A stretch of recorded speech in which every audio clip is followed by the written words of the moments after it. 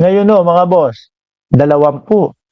Eh, bukod pa ho dyan, no? Bukod sa issue ng 20 katao, yung person of interest ho, mga kababayan, meron pang hiling naman ang Vice Presidente na mukhang ipinapasagot sa taong bayan yung kakainin nila, no?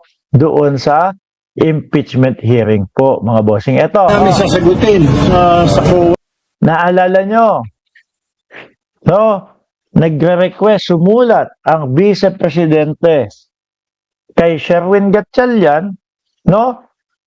Nasagutin daw po ng Senado, nasagutin ng Senado yung pa-catering niya para doon sa mga tauhan niya at doon sa mga lawyer niya. O doon sa kampo nila, mga kababayan. Ang tanong, bakit hindi ba pwede yung pagkain doon sa Senado? No? At kailangan pa special yung para doon sa mga tauhan nila or whatever. Tapos, sino po ang sasagot? Mamamayang Pilipino. Bakit po mamamayang Pilipino? Eh kung kay Sherwin Gatchalian isinulat, natural po, pondo ng Senado ang gagamitin po dyan. Ang pondo po ng Senado, saan po nang gagaling? Sa bulsa ng mamamayang Pilipino po. Eh grabe naman kaluho ata ninyo. Oh, meron namang ano dyan.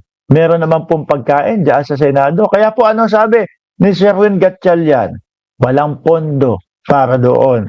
At umaalma din po itong sila Erwin Tulfo. Ano namin sasagutin Sabi ni Joker Tena, visit na sa Araya, kapal na mukha, hindi pwede yun.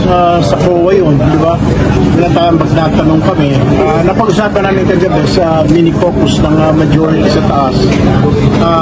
Pinag-usapan yun. And the decision of majority is like, ba't natin sasagutin? Di ba? How do we explain that?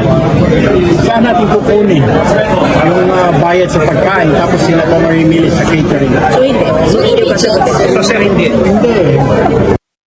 Ibang klase ho, mga kababayan. Hindi po ba? Ay, nako. Anyway, mga boss, nasa na ba tayo? Eto, uso ngayon yung mga bantaan sa mga galing sa mga DDSO. Eh mukhang makakasuhan. Mukhang makakasuhan yung mga nagbanta po kay Senadora Risa Ontiveros, pati na po yung mga bumabalahura, no?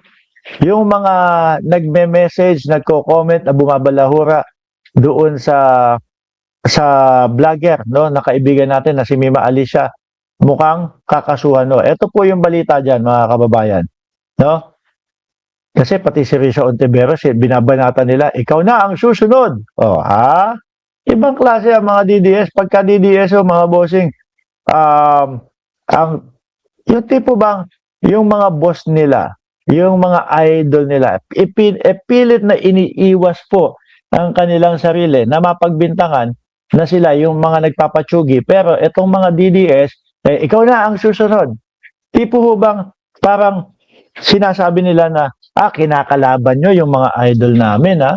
O sige, eto dapat sa inyo, no? Isusunod kayo ng mga idol namin. Babasahin ko po, mga kababayan. Sabi dito, sandali lang, ha? Dalawa ba to? Hindi pa. Sabi ho dito, mga bossing, ikaw ang susunod, no? Senator Risa, ilang kakamping at BBM vloggers nakatanggap ng death threat matapos ang pagpaslang kay Mima Alicia. Oo, yan, yung mga ganyan. Ayan o, yung mga may pangalan na ganyan. Di ba? Pag sinabi, ikaw na ang susunod, malay mo ba naman kung alam nun talaga kung sino yung mga listahan? O malay mo ba naman? Yun talaga yung mga pumapaslang, mga kababayan. Kaya, bibigyan ng hakbang at bibigyan ng tsansa itong mga ito na na ibigay sa kanila yung mga gamot para sa kanila talaga. Biruin nyo, ito isa. Kailan nyo isusunod sila? Sabi nung isa, ikaw na ang susunod. No, sabi naman ito, alam ko yung Dean Chase na ito, nakasuhan na to no? Or umiyak na to kung di ako nagkakamali Etong Dean Chase na ito. Tapos ito siguro, nawala na yung issue, lumalakas ulit yung loob. Wala bang kokontrata para kay Senator Risa Ontiveros nang matapos na ang kaburikatan nito? Hindi nyo ba, kayo mga DDS, hindi nyo ba maaalis yung mga pagbabanta ng ganyan? Dahil kasi kami alam naman namin, pang keyboard warrior lang yan eh. No? Alam namin pang type lang kayo eh. Yung mga ganyan. Kasi nga, hindi nyo maipaglaban yung mga iniidolo ninyo. Kaya, puro ganyan lang kayo. Di ba? Pero kapag ka naman, nadawit, nasama, hiya ka naman. Eh, pambiro ko lang naman po iyon eh. Hindi ko naman po talaga gagawin iyon eh. Oh. Pero pag nakasuhan kayo, mahirap yan. Ha? Yung kinikita nyo sa piso comment, hindi aabot yan. Yung iniaangal ninyo, kung nasaan na yung 20 pesos na bigas, pagka kayo nakasuhan, diyan sa mga pagbabanta ninyo, ay nako, grabe.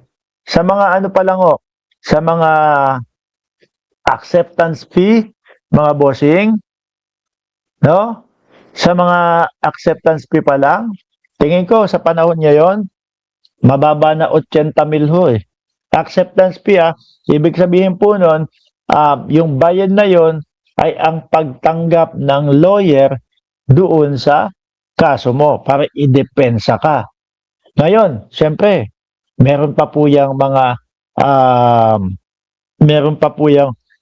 fee sa mga pagdalo nila doon sa mga hearing. Ngayon, tingin ko sa panahon na ngayon, 2026, mahina ang pinakamaliit na ano ba to? English nun, yung bayad sa mga pagdalo nila. 5,000 ang mahina diyan, mga bossing. Kada hearing. Tapos nakikita namin kayo umiiga kayo. Kayo na lang yung naghahanap ng 20 pesos na bigas. Anyway, yung 20 pesos na bigas, ayan, kalat na po sa buong Pilipinas, mga bossing. Di ba? At, alisin na natin yan, tigil na natin yan. May papakita lang po akong programa, mga kababayan, nung lagi nilang pinagbibintangan at lagi nilang sinasabi na ito daw pong tao na to ay corrupt, pero ito naman po yung mga nakikita natin. Sabi ni asan ba yun? Sabi ni Alice Herona, attorney's fee. Hindi.